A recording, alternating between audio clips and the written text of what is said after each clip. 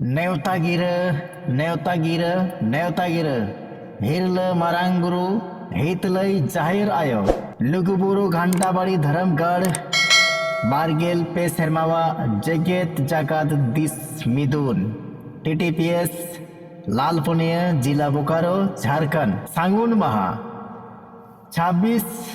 और 27 नवंबर 2023 सोहराय कुनामी चांदोरे मानवतान मानवतीय नोआ धर्म सांगुन अक्तरे आपे जेते गावता माझी बाबा नायके बाबा दिसम पारगना बाबा सावता दुलड़िया धर्म दुलड़िया पारसी दुलड़िया चिरगलिया अनलिया अनहरिया जेते बहा मिश्रा गो बाबा को मई बाबू को नेवता बारते एनापे मुज उपी लेका बुरुट बुरुट आर लुगु बुरु पहु लेका बन रेलाव सेटेरोमा दिसम दिसम रेना साज सिंगर हरब बांदे आते जेमन तिरियो बनाम धोती साड़ी तुमदा टमाक दिसम दिसम रेना दासाई एने साज सिंगर आते बन सेटेरोमा आर लुगु बुरु घंटाबाड़ी धर्मगढ़ चेटनी रे धर्म करम कथा बन आंजलि हाताव ताबन कामी होरा इंग्रेजी माहित 26 नवंबर 2023 सिंगी माहा हिलो तिकिन खंतरा सिंह दिसम पेड़ा को दारामदा दोसार निद 8 बजे खन पेड़ा को जमन्यू तेसार निद 9 बजे खन 10 बजे धाबी दिसम आतु गावता पेड़ा सावते गालोच इना परे निद 11 बजे खन निद 2 बजे धाबी बिनती बाखेड़ इना तायम निद 2 बजे खन नायके होते ते दिसम पेड़ा सावते लुगु बाबा धीरी दोलान रे बोंगा बुरु एतहबो दोसार हिलो इंग्रेजी माहित 27 नवंबर 2023 ओते माहा सेता 8 बजे खन 8:30 बजे धाबी लुगु बाबा छटका धीरीगढ़ कपाट रे बोंगा बुरु इना तायम 8:30 बजे खन 9:30 बजे धाबी प्रसाद हाटिन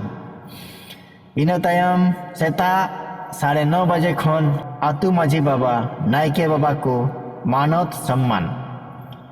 तिकिन 2 बजे खन मारांग पेड़ा दिसम पेड़ा को दारामदा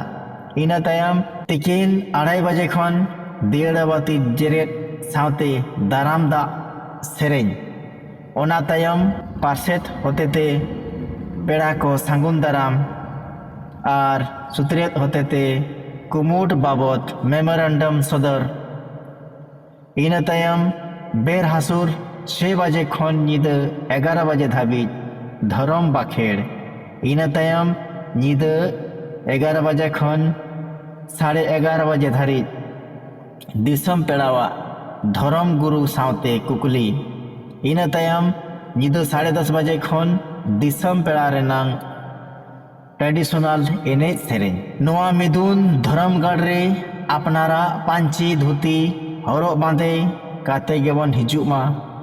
बेगार पांची धोती हरब बांदे काते बोंगा बुरु दो एकाल माना गया हुदिस दोह काता सानताड़ी आरिचाली लेकाते बोंगा बुरु लागिद दो धूप धुण सिंदूर थामाखुर आदवा चावले गुड़ ताबेन तेगे बन बोंगाई मा